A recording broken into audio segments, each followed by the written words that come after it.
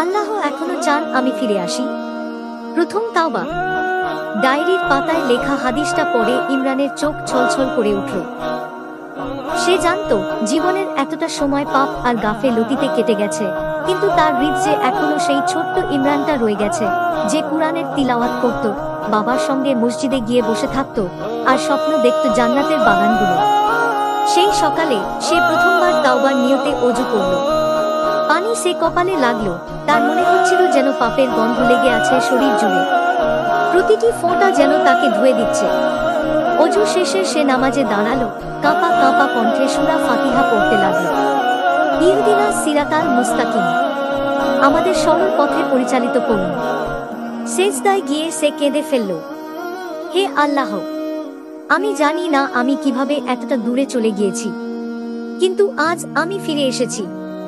আপনি যদি চান আমি আর ফিরব না সেই অন্ধকারে। আমাকে ক্ষমা করুন, আমাকে হিদায়াত দিন। তার চোখ থেকে অঝরে পানি ঝরছিল।